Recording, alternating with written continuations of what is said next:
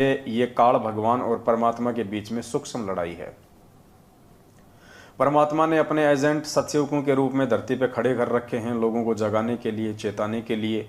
और काल भगवान ने सतलोक आश्रम मैनेजमेंट हरियाणा और पूज्य गुरुदेव जी के कलयुगी परिवार को खड़ा कर रखा है अपने एजेंट के रूप में, भगत समाज को अज्ञानता की गहरी नींद में सुलाने के लिए। और नतीजा आप सब भाई बहनों के सामने है।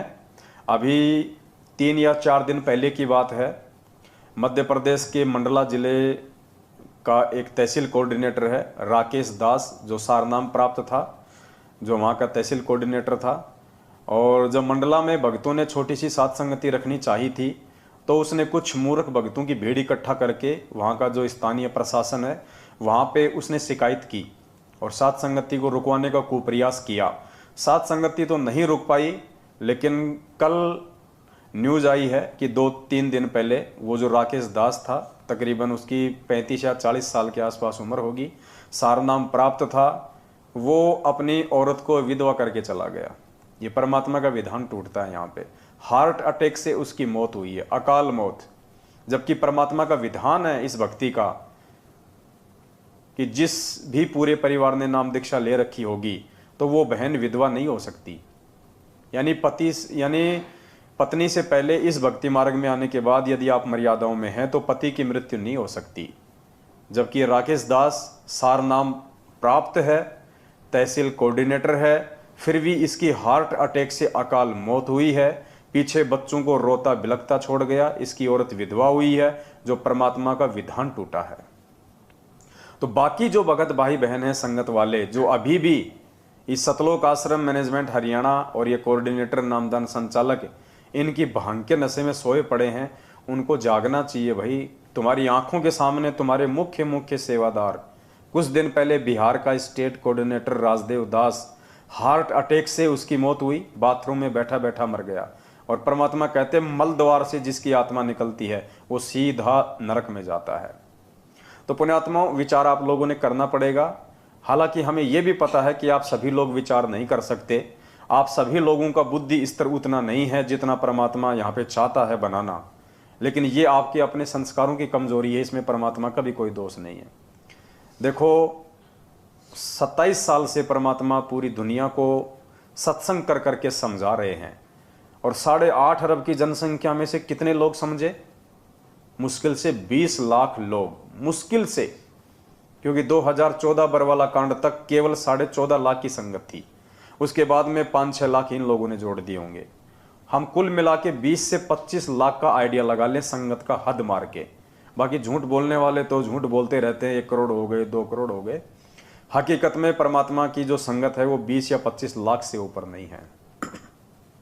ये तो संगत का आंकड़ा है, भक्तों का आंकड़ा नहीं बता रहा मैं केवल भीड़ का आंकड़ा बता रहा हूं, संगत का आंकड़ा है। भगत तो मुश्किल से 1-2 लाख ही होंगे परमात्मा के, मुश्किल से 1-2 लाख, जिनमें आधे तो सात संगतियों से जुड़ चुके हैं और आधे जुड़ने की प्रोसीजर में है। धीरे धीरे रोजाना सैकड़ों की संख्या में भाई बहन सात संगतियों से जुड़ते जा रहे हैं। तो पुण्यात्माओं, 27 साल से 8 अरब की जनसंख्या को भगवान सत्संग करके संदेशा दे रहा है। और कितने लोग आए? 20 लाख। मतलब 1% भी पूरी दुनिया की जनसंख्या का परमात्मा की शरण में नहीं आया। तो पुण्यात्माओं, हम सत्सेवकों के प्रयास से सारी संगत कहां से आ जाएगी? लेकिन फिर भी उस 1% से ऊपर संगत सात संगतियों से जुड़ चुकी है। तो परमात्मा हमें यह बताते हैं कि बेटा, खोकापुर के काग मिले दिन दोई रे, अरबों में कोई हंस हमारा होए रे। परमात्मा कहते हैं हमारे जो सच्चे सेवक होंगे, जो सच्चे भगत होंगे, वो तो लाखों में करोड़ों में कोई एक आधा होगा। इसलिए आपको ज्यादा परेशान होने की या टेंशन लेने की जरूरत नहीं है कि हम 7 साल से इतनी मेहनत कर रहे हैं, इतने वीडियो बना रहे हैं, इतना लोगों को जगा रहे हैं, फिर भी संगत जाग नहीं रही। तो परमात्मा उदाहरण साथ साथ पेश कर रहे हैं कि बेटा, मैं भी तो 27 साल से 8 अरब की जनसंख्या को समझा रहा हूं, 1% भी अभी तक मेरी शरण में नहीं आया। तो रीजन क्या है? शरण में वो आएगा जिसके लिए परमात्मा धरती पे आया है, जो मोक्ष की अधिकारी आत्माएं हैं वर्तमान में पिछली पीढ़ी में। क्योंकि परमात्मा हीरे मोती लाल का व्यापारी है, परमात्मा कबाड़े का व्यापारी नहीं है।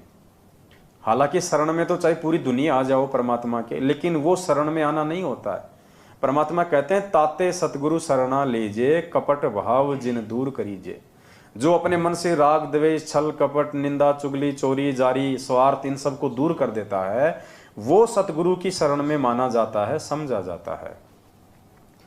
ऐसे नाम दीक्षा लेके हाथ में धागा बांध के गले में लॉकेट टांग के और फिर बाहर जाके चोरियां करते हैं, बाहर जाके शराब पीते हैं, उल्टे काम करते हैं, माता बहनों को छेड़ते हैं, रमेणियां कर करके 2-2 बच्चे पैदा करके उनको छोड़ रहे हैं, वो परमात्मा की शरण में नहीं है। वो आप और हमारी नज़र में भगत हैं, लेकिन परमात्मा की नज़र में वो भगत नहीं है। तो पुण्यात्माओं, बार बार हम आप सभी भगत भाई बहनों से यही प्रार्थना करते आ रहे हैं, आज भी कर रहे हैं, और परमात्मा ने दया बख्शी तो आगे भी करते रहेंगे। और यही कहेंगे कि जितना जल्दी हो सके उस विनाशकारी समय से पहले पहले सतगुरु रामपाल जी भगवान की वास्तविक शरण में आ जाओ। वास्तविक शरण का मतलब है सत्य असत्य का निबेरा करो। कहे कबीर सोए जन मेरा, जो नीर खीर का करे निबेरा। कौन सही है कौन गलत है, इस लाल और लालड़ी अर्थात मैनेजमेंट और सत्सेवकों की पहचान करके किसी एक भाई के साथ में जुड़ जाओ। देखो, आप सोचो कि मैं तो ना मैनेजमेंट की तरफ हूँ ना मैं सत्सेवकों की तरफ हूँ, मैं तो घर बैठ के भक्ति कर लूँगा। ये भी आपकी बहुत बड़ी भूल है। घर बैठ के भक्ति करने का समय अभी नहीं है। घर बैठ के भक्ति करने का समय होगा सतगुरुदेव जी के पृथ्वीलोक से जाने के बाद।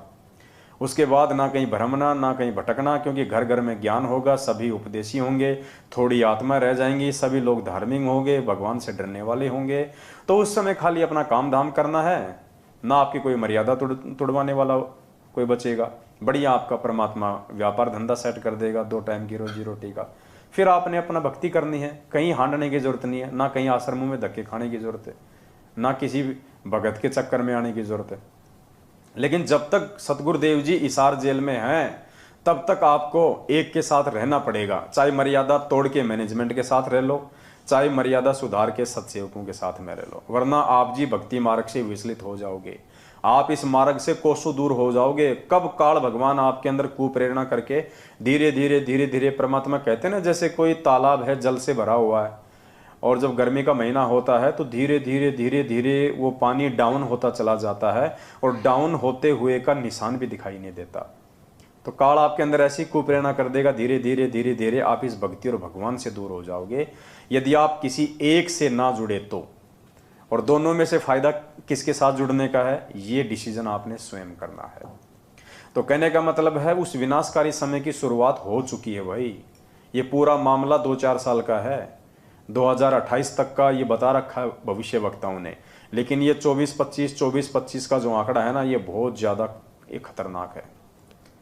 आने वाला साल 1.5 साल है ना, वो बहुत ज़्यादा खतरनाक है। और वैसे तो कोई भरोसा नहीं अब समय का। जिस प्रकार से दुनिया वालों ने परमात्मा को दुखी कर रखा है, नाराज कर रखा है, परमात्मा को रिजेक्ट करके जेल में बैठा रखा है, दुनिया ने तो अपने सिर के ऊपर नंगी तलवार लटका रखी है कच्चे धागे से। कभी भी टूट सकती है, कोई भरोसा नहीं है, अगले पल कुछ भी हो सकता है यहाँ पे। ये तो परमेश्वर की मेहर समझो कि परमात्मा भगत समाज को और दुनिया वालों को एक मौका दे रहे हैं कि जितना हो सके मेरी आत्माएं और काल के जाल से बाहर निकल के मेरी शरण में आ जाएं तो उनका बचाव हो जाए। बस इतना ही देर है, बाकी तो दुनिया का विनाश हुआ पड़ा है, कोई बचाने वाला नहीं है। क्योंकि बचाने वाले को ही हमने रिजेक्ट कर दिया तो बचाएगा कौन। तो अफगानिस्तान में जो भूकंप आया है उससे ये आइडिया लगाया जा सकता है कि विनाश की ये शुरुआत है, और धीरे धीरे कब और कैसे ये चारों तरफ फैल जाएगा आप लोगों को पता भी नहीं चले।